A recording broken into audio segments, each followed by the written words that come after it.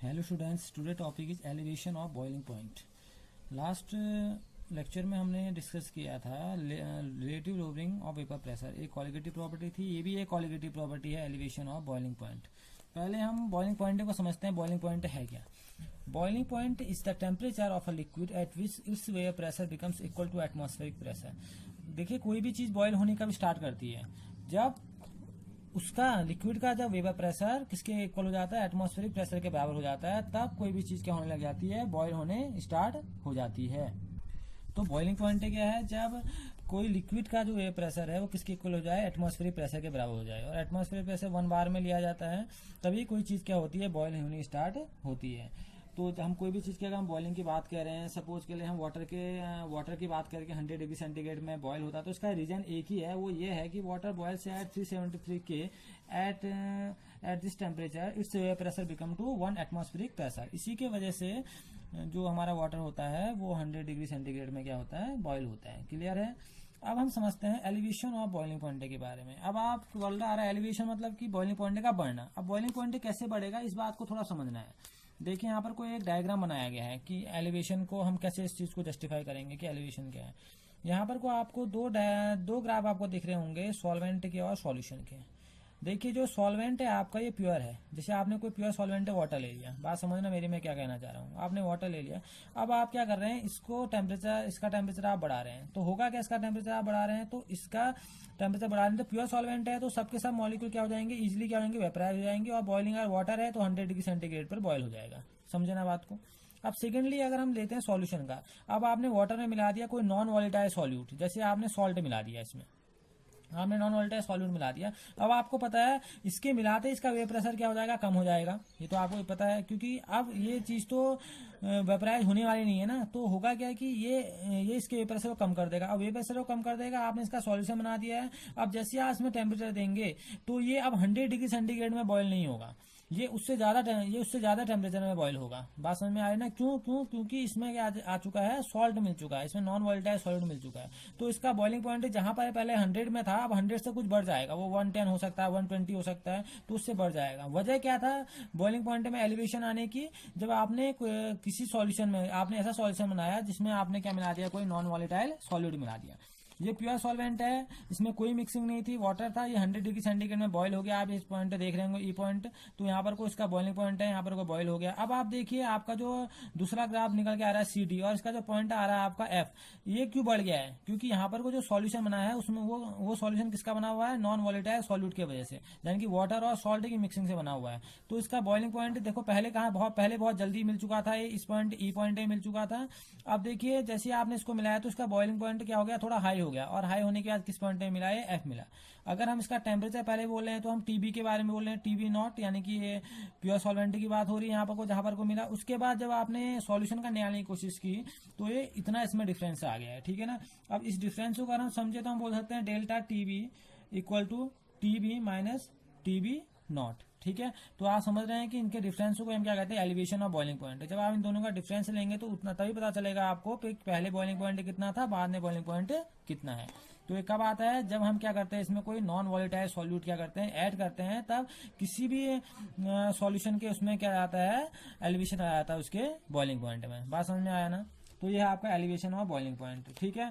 अब अगर हम इसको थोड़े और अब हम इससे बात कहेंगे कि ये कॉलिगेटिव प्रॉपर्टी क्यों है। देखिए, कॉलिगेटिव प्रॉपर्टी कैसे हुई है, क्योंकि हम क्या बोलते हैं, कॉलिगेटिव प्रॉपर्टी वो होती है जो डिपेंड करती है number of particles, solute particles, और उसकी आइडेंटिटी पर कोई निर्भर नहीं करती। आप देखिए, यहाँ पर आपने जैसे सॉल्ट के पार्टिकल डाले, अब ये डिपेंड करेगी कि आपने कितना सॉल्ट मिला रखा है, यानी कि नॉन वोलेटाइल सॉल्यूट कितना है। जितना ज्यादा होगा उतना इसका क्या होगा, बॉइलिंग पॉइंट हाई होता चला जाएगा। बात समझने की है। नंबर ऑफ पार्टिकल्स की बात कर रहे हैं, आइडेंटिटी की बात अभी भी नहीं कर रहे हैं कि इसका साइज क्या था, इसके में चार्ज क्या है, इसकी कोई बात नहीं हो रही है। डिपेंड कर रही है सिर्फ उस पर कि नॉन वोलेटाइल सॉल्यूट सॉल्यूशन में कितना प्रेजेंट है। जितना प्रेजेंट होगा उसका बॉइलिंग पॉइंट उसी चीज पर क्या करेगा, डिपेंड करेगा।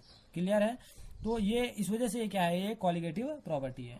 अब हम एलिवेशन ऑफ बॉइलिंग पॉइंट वो जो डिपेंड करता है वो कंसंट्रेशन पर डिपेंड करता है, और हम जानते हैं कंसंट्रेशन किसका होता है, सॉल्यूट का होता है।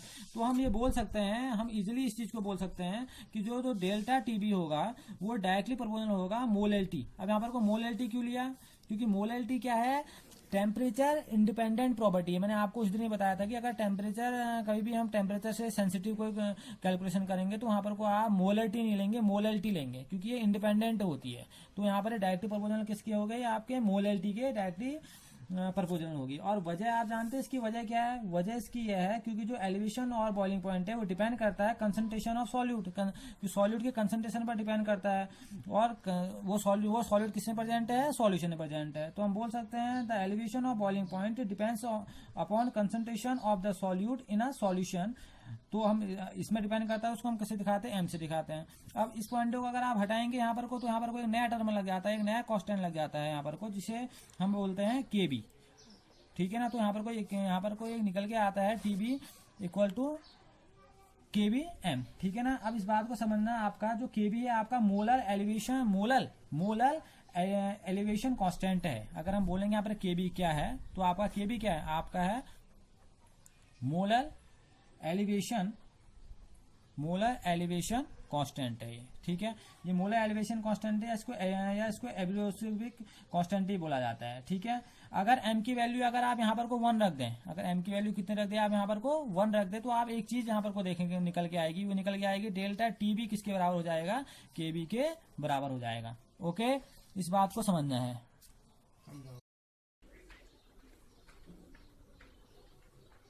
मोल होती है। ठीक है ना।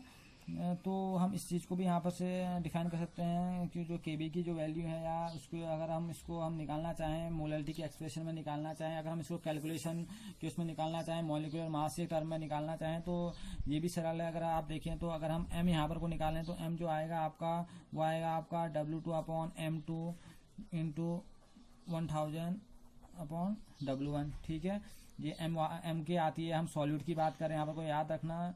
अब यहाँ पर से अगर हम टीबी के वैल्यू को लेते हुए चले, टीबी करें हम यहाँ पर को, तो अगर टीबी करेंगे तो इक्वल टू आएगा ये केबी, पहले से ऑलरेडी केबी यहाँ पर को है। यहाँ पर को एम की वैल्यू को आप पुट कर दीजिए इस इक्वेशन में, तो यहाँ पर को पुट करके आएगा आपका W2/M2 इंटू 1000 अपॉन W1। ठीक है ना। अब यहाँ से आप ये एक वैल्यू तो यहाँ पर से निकल के आ गया आपके। यहाँ से आप एक चीज और फाइंड कर सकते हैं, वो जो वैल्यू आप फाइंड कर सकते हैं वो आप फाइंड कर सकते हैं यहाँ से M2। तो M2 अगर फाइंड करना चाहें तो आ जाएगा 1000 into K B into W2 delta T B into W1। ठीक है, ये निकल के आया आपका फॉर्मूला। ठीक है ना। ये ऐसा फॉर्मूला जब मॉलिक्यूलर मास आपको दिया होगा, किसी नॉन आयनिक सॉल्यूट्स की बात यहाँ पर की जा रही होगी, इलेक्ट्रोलाइट कैसा होना चाहिए, नॉन इलेक्ट्रोलाइट की बात आप करेंगे तो आप इस फॉर्मूला को लगा सकते हैं। ठीक है ना। तो ये ज़्यादातर जो नॉन इलेक्ट्रोलाइट्स होते हैं उनके मॉलिक्यूलर मास की यहाँ पर को बात करता है। ठीक है ना। तो आज हमने समझा एलिवेशन और बॉइलिंग पॉइंट। और एलिवेशन क्यों आया, जब हमने क्या किया, एलिवेशन आने की वजह थी जब हमने क्या किया, वेपर प्रेशर तब इसका वो हुआ, डिक्रीज हुआ, तब हमने क्या किया, सॉल्ट इसमें मिलाया, और सॉल्ट मिलाने की वजह से इसमें क्या हुआ, जो सॉल्यूशन हुआ, सॉल्यूशन के बॉइलिंग पॉइंट में क्या हुआ, एलिवेशन आया। क्योंकि अब जो सॉल्यूशन था उसमें क्या थी, मिक्सिंग थी, और मिक्सिंग कैसी थी, नॉन वॉलेटाइल कंपोनेंट की मिक्सिंग थी, जिसकी वजह से इसका बॉइलिंग पॉइंट बढ़ गया। और टेम्परेचर आप जानते हैं, टेम्परेचर बढ़ेगा तो क्या होगा,